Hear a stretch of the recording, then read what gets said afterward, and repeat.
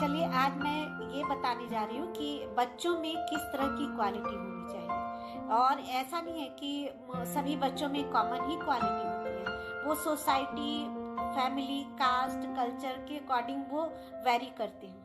तो यहाँ पे मैं सिर्फ वैसे कॉमन क्वालिटी के बारे में बताने जा रही हूँ जिससे कि उनका मेंटल हेल्थ और फिजिकल हेल्थ आगे चलकर स्ट्रांग होता है। और वो चाहे वो किसी भी कम्युनिटी, किसी भी कास्ट या किसी भी सोसाइटी से बिलोंग करते हो, तो उसके मतलब किसी में भी इमोशनल बॉन्डिंग या इमोशनल मैच्योरिटी, ओबीडियंट बिहेवियर या एक positive strong connection with parents and siblings के साथ तो होना बहुत ही जरूरी होता है। दूसरा, केयरिंग बिहेवियर, यानी कि अपने आजकल बच्चों में है कि अपने बुक्स वगैरह या अपने कपड़े अरेंज करके नहीं रखते, तो उन्हें वो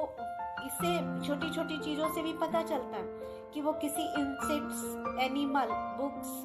और घर के जो चीजें हैं उनके साथ वो कैसे केयर करते हैं, उसे कितना अरेंज करके रखते हैं, क्योंकि ये बचपन से ही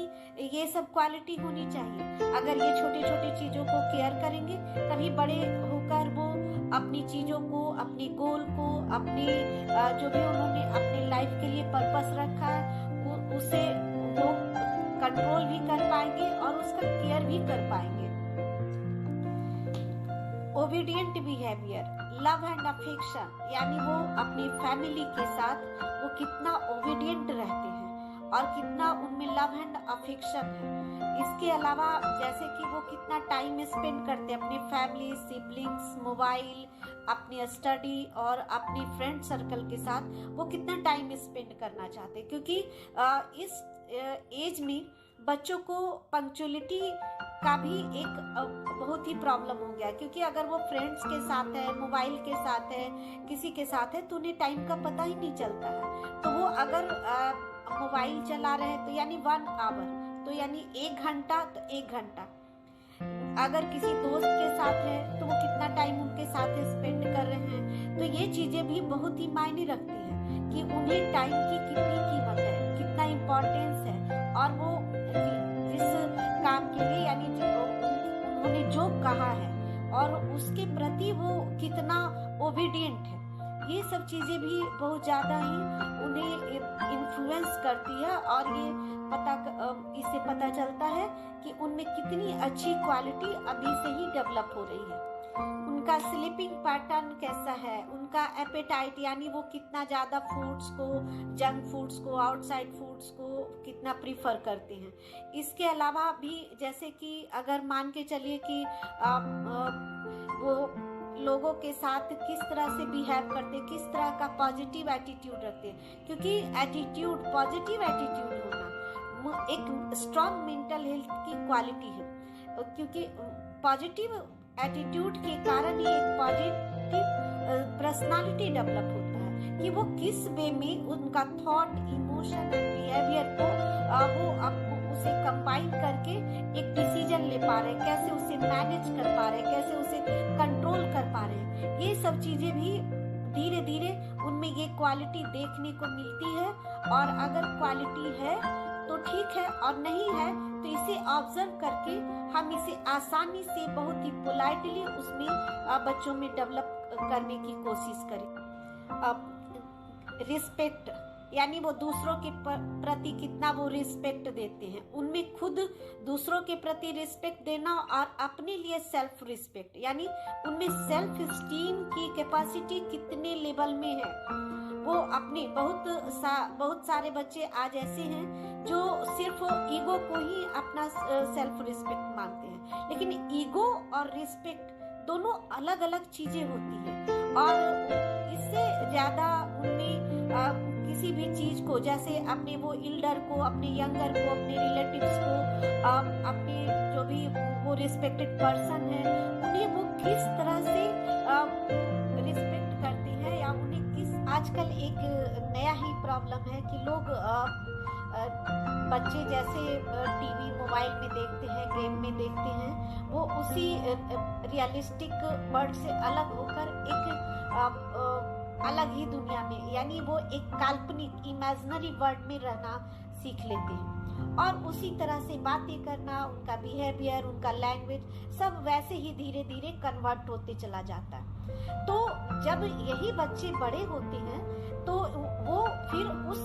रियलिटी को एक्सेप्ट नहीं कर पाते, क्योंकि उनका थिंकिंग और थॉट लेवल सारे वो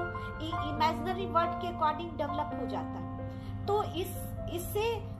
बड़े होकर जब उन्हें स्ट्रेस का सामना करना पड़ता, उन्हें प्रेशर मिलती है, तो फिर वो उस चीज के साथ एडजस्ट नहीं कर पाते। और ये बहुत आज के समय का बच्चों में जो भी मेंटल हेल्थ के प्रॉब्लम हो रहे हैं, या उनका लर्निंग या मेमोरी प्रॉब्लम हो रही है, या फिर बच्चे एबनॉर्मल हो रहे हैं और उनका परफॉर्मेंस लेवल पुअर हो रहा है, ये सब का मेन रीजन है कि आज बच्चे बहुत ज्यादा ही मोबाइल और टीवी, कार्टून, गेम वगैरह में इन्वॉल्व रहते हैं और ये एक अलग ही एडिक्शन का रूप ले लेता है। इससे ये भी पता चलता है कि बच्चे ऑब्सेसिव होते चले जा रहे हैं, क्योंकि अगर अभी से ही वो ऑब्सेसिव रहेंगे तो उनमें एक उनका जो पर्सनालिटी है वो ऑब्सेसिव पर्सनालिटी हो जाएगी और ये ऑब्सेसिव पर्सनालिटी आगे चलकर एक एडिक्शन यानी एडिक्शन के लिए बहुत बड़ा ही रिस्पॉन्सिबल फैक्टर्स होता है। दूसरा ये होता है कि आज बच्चे कितने रिस्पॉन्सिबल है, यानी एक रिस्पॉन्सिबल बिहेवियर होना चाहिए वो अपने स्टडी के प्रति, और क्योंकि इस उम्र में उनका सबसे बड़ा स्ट्रॉन्ग कैपेसिटी होती है कि वो अपने स्टडी, अपने आप के प्रति वो कितना रिस्पॉन्सिबल है। जब वो अपने आप के प्रति रिस्पॉन्सिबल होंगे तो दूसरों के लिए ही उतने ही डिवोटेड होंगे। अगर उनमें जैसे जब वो स्कूल से आते हैं तो उनका होमवर्क वो खुद से तैयार करते हैं, खुद से कंप्लीट करते हैं, या उन्हें बोलना पड़ता है, या फिर उन्हें जो भी वर्क दिया गया है या फिर सेल्फ स्टडी है, अपने आप के लिए या दूसरों के लिए कितना रिस्पॉन्सिबल है, क्योंकि ये कैपेसिटी भी मोस्टली हर बच्चों में होना बहुत ही जरूरी है, चाहे वो किसी भी कम्युनिटी से बिलोंग करते हो, क्योंकि ये रिस्पॉन्सिबल बिहेवियर एक स्ट्रॉन्ग ड्यूटी यानी कि लाइफ में ये सिखाती है कि उनकी लाइफ में ड्यूटी क्या है, उनका गोल क्या है, उनका पर्पस क्या है लाइफ का। अगर वो अपनी ड्यूटी के लिए जितना ही ज्यादा सिंसियरिटी होगी, जितना वो उसके प्रति रिस्पॉन्सिबल होंगे, वो चाहे कितना भी प्रॉब्लम आए, कितना भी लोग उसे डीमोटिवेट करें या पॉजिटिव चीजों के लिए मोटिवेट करें,